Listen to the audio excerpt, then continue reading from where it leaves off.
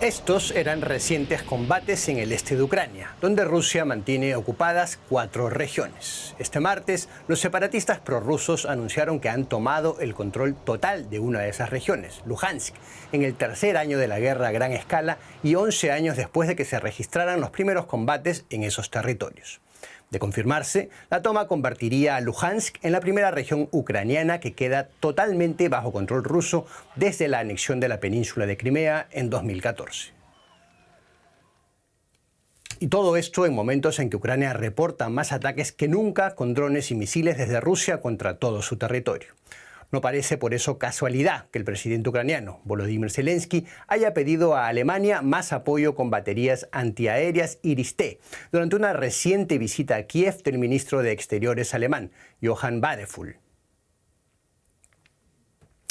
Y de esa visita, pero también del papel de Alemania como uno de los principales apoyos de Ucrania y de la situación en Luhansk y en todo el frente de guerra en general, queremos hablar con nuestros invitados de hoy.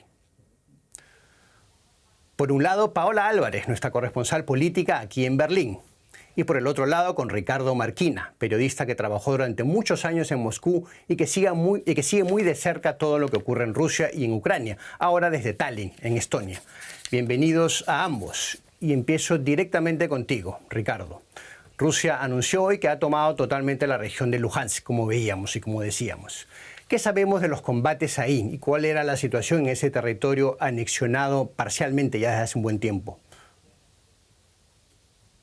No, lo que sabemos, bueno, lo primero, un gusto estar con ustedes otra vez, y lo que sabemos es oficialmente muy poco, solo la parte rusa. Dicen que ya controlan el 100% de esta región. La parte ucraniana no ha comentado hasta el momento que esto sea cierto o no lo sea, pero la realidad fáctica del último medio año, el último año, es que Ucrania controlaba muy poquito ya de esa región, que era casi insostenible, y no sería de extrañar que las afirmaciones hechas hoy por Rusia sean totalmente ciertas. Era uno de los frentes donde Ucrania había perdido más territorio ya en 2013, 2014, 2015 y donde Ucrania tuvo menos tiempo a fortalecerse, como sí que hizo, por ejemplo, en la región de Donetsk, donde todavía conserva un buen porcentaje de aquella región. Los combates habían sido muy lentos y, como todo, esos 1000 kilómetros de línea de frente estaban siendo extremadamente sangrientos, especialmente por el uso masivo de drones por parte de ambas partes, que hace que sea una zona gris de entre 10, 15, 20 kilómetros en la que no se sabe quién realmente controla la zona. En lo personal, creo que es totalmente factible que Ucrania haya perdido el control de una de sus regiones, y lo más seguro es que sea de facto imposible que pueda llegar a recuperarlo algún día. Dime, Ricardo, y una pregunta más para pasar de esto de Luhansk. ¿Tiene esto, aparte del simbolismo y de lo militar, tiene Luhansk alguna importancia estratégica para la guerra?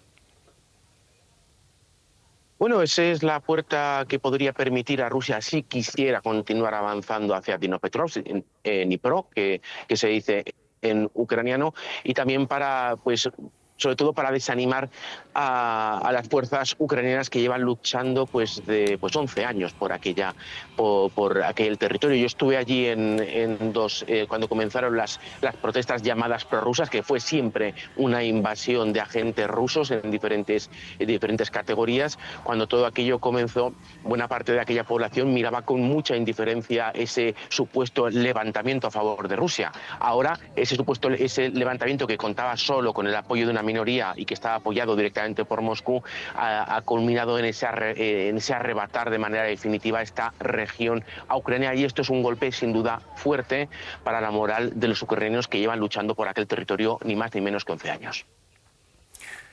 Paola, lo decíamos antes, el ministro de Exteriores alemán, Johann Wadephul, acaba de estar en Kiev y reiteró ahí la intención de su país de seguir apoyando a Ucrania. Y más allá de que el gobierno anterior ya ha apoyado a Ucrania, ¿hay algún cambio en ese apoyo? ¿Es o va a ser mayor ahora con el nuevo ejecutivo de Friedrich Merz? Bueno, Isaac, yo creo que a efectos prácticos el apoyo podemos decir que es básicamente el mismo, aunque los conservadores presionaban al gobierno anterior para acelerar e incrementar la ayuda militar o dejar a un lado las que fueron líneas rojas. En la práctica estamos ante un gobierno de coalición en el que el Ministerio de Defensa sigue, de hecho, en manos socialdemócratas del mismo ministro, y el Partido Socialdemócrata entero cerró filas en su último congreso en torno a su compromiso con apoyar a Ucrania frente a ciertas voces disidentes que parecía que habían empezado a surgir en las últimas semanas. La mayoría de promesas y apoyos que ha llevado, de hecho, el nuevo ministro a Kiev tienen su origen en el gobierno anterior. Hablamos sobre todo de lo que fue una idea y ahora es una promesa de cooperación entre Alemania y Ucrania para producir armamento en suelo ucraniano. Kiev pide desde hace tiempo aumentar sus capacidades productivas para no ser tan dependiente de las exportaciones. Ahora hemos visto viajar a Badeful junto a una delegación enorme de representantes de empresas de armamento alemanas, así que es evidente que ya no estamos solo ante palabras. Zelensky afirma que hay ya 3 empresas alemanas trabajando en Ucrania, que se está esperando la cuarta. Se habría negociado ya la producción conjunta de drones y parece cuestión de tiempo que esos acuerdos se vayan ampliando en vista de esta visita reciente. Algunos medios se aventuran a decir que estamos ante una nueva era para la cooperación germano-ucraniana, pero también para la industria de defensa alemana. Vamos a hablar un poco también de la guerra y lo que sigue ocurriendo en el frente. Ricardo, Rusia ha intensificado en los últimos días los ataques con drones y misiles contra todo el territorio ucraniano. ¿Sabemos a qué se debe eso? ¿Sigue la dinámica de la guerra favoreciendo a Rusia o está esta ventaja rusa incluso incrementándose en las últimas semanas? Bueno, lo que tiene Rusia es una ventaja aérea, no con sus aviones, que han demostrado que son incapaces de operar dentro del país, pero sí con esa fabricación en masa de los drones de licencia iraní, que por cierto ahora va a fabricar de manera aún más masiva con mano de obra norcoreana en Tatarstan, en la República de Tatarstan, en el centro de Rusia. Por lo cual Rusia tiene ventaja en la capacidad de producción de este tipo de drones, que son baratos comparados con los misiles con los misiles balísticos que viene utilizando también contra Ucrania, y también tiene ventaja digamos que en mano de obra, en carne de cañón, en soldados. Pero lo que hemos visto este último mes y medio es un incremento muy notable del uso de drones en oleadas contra grandes centros ucranianos, contra ciudades ucranianas y en todas las regiones. ¿A qué se debe? Bueno, podríamos decir que se debe a esa famosa ofensiva de verano que no termina de cuajar en la región de Sumy, que sea una manera de intentar contrarrestar las defensas, la producción de armamento ucraniana de cara a favorecer el avance de la infantería, pero no estamos viendo ese avance de infantería, con lo cual lo que podemos deducir de este incremento de los ataques aéreos es que Rusia quiere aprovechar al máximo este verano, el buen tiempo ahora mismo en el frente de batalla, para lograr el máximo avance en kilómetros cuadrados de cara a una posible conversación de paz que frene, un acuerdo de paz que frene los combates sobre el terreno, aunque eso parecía posible hace 3 meses y ahora cada vez parece más lejos que vayamos a tener dentro de poco un alto el fuego. A ese tema, las posibles conversaciones de paz, me gustaría volver en breve. Antes, con algunos datos, la agencia AFP publicaba hoy que los ataques con drones de largo alcance de Rusia aumentaron en un 37% en junio en comparación con el mes de mayo. Paola, el presidente ucraniano Volodymyr Zelensky ha pedido a Alemania más sistemas de defensa antiaéreas Iris-T para defenderse, entre otras cosas, de estos drones, de estos misiles, ¿no? El Iris-T, recordemos, es un misil de mediano alcance de fabricación alemana. ¿Estaría dispuesto el gobierno de Berlín a enviar esos misiles de defensa antiaérea? ¿Y sabemos si Alemania tiene la capacidad de poder hacerlo, ya sea financieramente como de producción? Pues la segunda pregunta es la clave, Isaac, porque la disposición en principio no falta. De hecho, hay compromisos de entrega todavía abiertos, pero las cifras y las capacidades es lo que no está acompañando, por lo menos de momento. Los últimos Iris-T salieron de los arsenales del ejército alemán, y no solo Alemania, toda la Unión Europea está luchando por encontrar maneras para conseguir mantener ese apoyo y aportar esos nuevos sistemas de defensa antiaérea que son ahora mismo clave para la defensa de Ucrania. Se estudia incluso comprarlos a Estados Unidos y entregarlos como parte de los paquetes de ayuda europeos. Es muy difícil, por eso el plan de producir precisamente unidos, entre otros, esos misiles Iris-T se ve como una solución que, eso sí, por el momento sabemos que va a necesitar tiempo.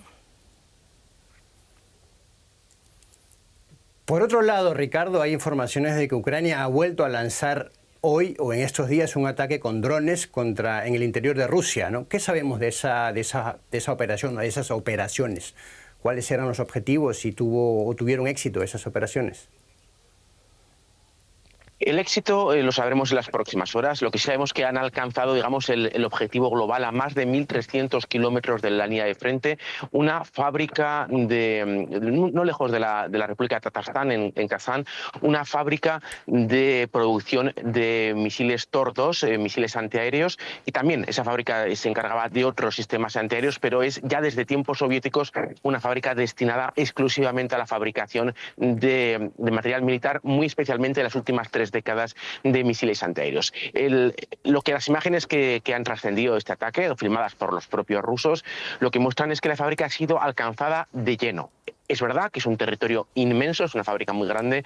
No sabemos hasta qué punto ha podido Ucrania romper la cadena de producción de estos misiles antiaéreos rusos y si eso va a afectar a su funcionamiento en el frente. Lo que sí que sabemos es que este ataque vuelve a demostrar que Ucrania tiene la capacidad la verdad es que no entiendo muy bien cómo, de poner drones de gran calibre muy dentro, a 1.300 kilómetros dentro de Rusia, saltándose todas las defensas antiaéreas hasta llegar allí y sobre todo golpear una fábrica que, siendo una fábrica de material militar, se supone que debería estar altamente protegida con sistemas antiaéreos. Y lo que escuchamos en los vídeos es fuego de armas automáticas, de Kalashnikov, intentando derribar esos drones cuando ya estaban prácticamente encima de los techos de la fábrica.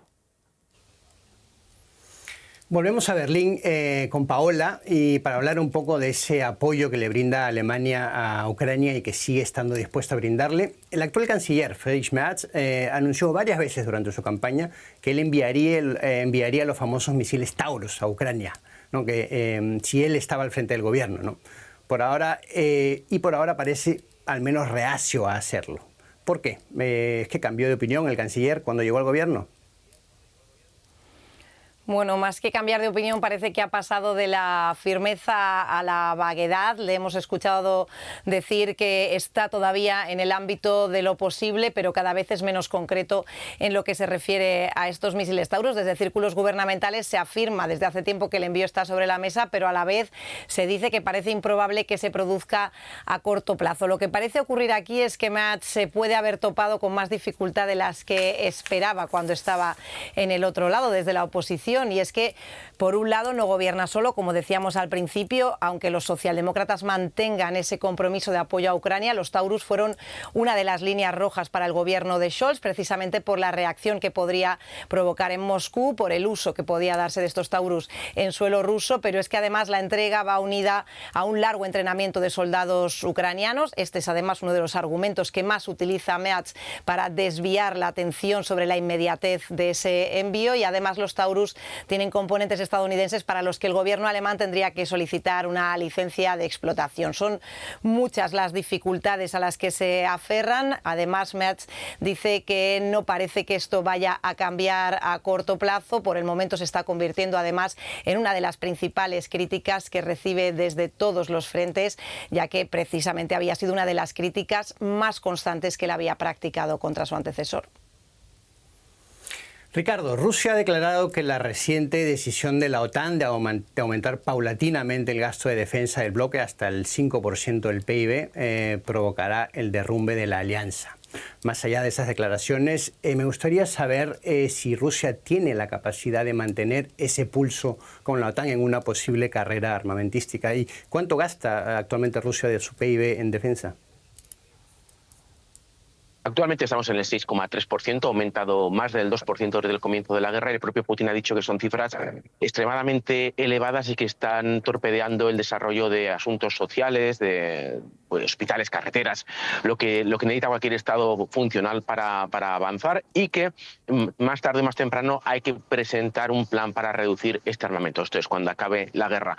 Rusia está ahora mismo en una encrucijada muy complicada económicamente, está al borde del colapso financiero. No lo digo yo, lo dijo su propio ministro de Finanzas en el Foro Económico de San Petersburgo, y está destinando enormes cantidades, ese 6,3% del PIB de una economía que está en modo economía de guerra. El problema para Rusia seguramente no sea la guerra, no sea que si puede mantener, porque Rusia imprime su propio dinero y puede mantener este ritmo de manera no indefinida, pero sí por el periodo que dure esta guerra. Seguramente los problemas para Rusia gordos, enormes, gigantescos, titánicos, llegarán cuando la guerra se acabe y cuando todas esas cientos de miles de trabajadores ahora con enormes salarios vuelvan a sus casas. Pero bueno, si me preguntas sobre la guerra, Rusia tiene capacidad para mantener el pulso, sí, pero el pulso en Ucrania. No sería capaz, y esta es solo mi opinión, mi percepción subjetiva, de mantener un pulso indefinido con potencias como Estados Unidos, Alemania, Francia o Reino Unido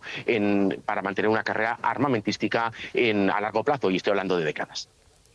Queríamos volver a hablar de esas posibles conversaciones de paz. El enviado especial de Estados Unidos para Ucrania acaba de acusar a Rusia de estar entorpeciendo las posibles conversaciones para llegar a un alto el fuego, ¿no? Algo que Moscú ha negado. Me gustaría saber si Rusia está interesada de verdad en este momento, a estas alturas, en un proceso de diálogo.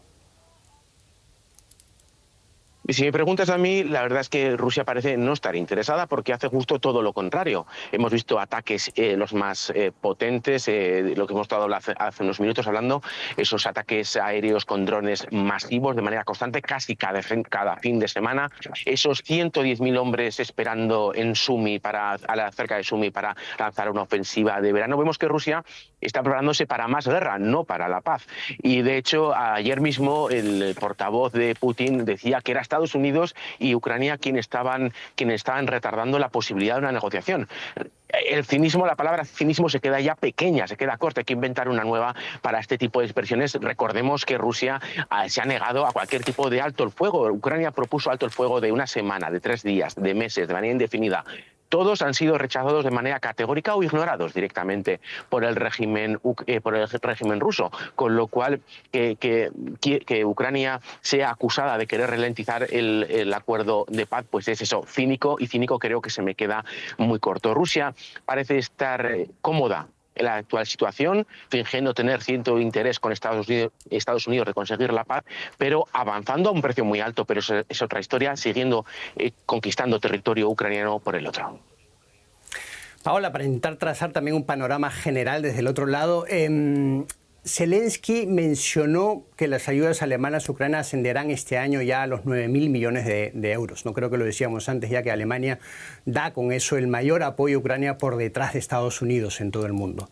La pregunta es, ¿tiene Alemania la capacidad de dar suficiente apoyo a Ucrania, aunque sea a mediano y largo plazo, en caso de que Estados Unidos deje de brindar ayudas a Ucrania, que es un escenario que se baraja mucho desde la llegada de Donald Trump, el regreso de Donald Trump a la Casa Blanca, que Estados Unidos en algún momento se retire y deje de dar el apoyo que le da a Ucrania? ¿Podría Alemania compensar eso a mediano o largo plazo? Pues habría que ver dónde ponemos la vara del mediano y largo plazo. No es un secreto que Alemania y Europa están trabajando contrarreloj, aumentando sus presupuestos en defensa para aumentar con eso también su independencia de Estados Unidos en todo lo que se refiere a defensa y seguridad. Es una reacción que no es nueva, pero que se ha intensificado con la llegada de Donald Trump, y ahora mismo esa independencia de Estados Unidos no está ni cerca. Lo dijo el canciller Merz en sus primeros días en el cargo y antes de que ese nuevo gobierno de conservadores y socialdemócratas aprobasen fondos para defensa e infraestructuras sin precedentes en Alemania. Es el motivo principal, además, por el que nadie, a excepción de España, parece haberse atrevido a cuestionar en la OTAN esas exigencias del 5% de Donald Trump, por el temor a que se retiren esos apoyos en los que Europa por lo menos ve cuanto menos comprometida ahora mismo su seguridad. Por eso hay un claro interés ahora mismo para estirar ese corto plazo, medio plazo, para darle tiempo a Europa a generar esas estructuras de defensa e independencia. Lo que hay que decir también es que ahora mismo hay pocas certezas de hasta dónde se va a poder llegar y en cuánto tiempo. Ya lo decías tú, Paola, pocas certezas y muchas preguntas que seguro se irán despejando solo con el tiempo, y seguro que lo volveremos a analizar aquí con ustedes dos también en este formato, en este programa Actualidad en Análisis. Gracias por ahora, Paola Álvarez, y gracias Ricardo Marquina en Tallinn por su participación hoy.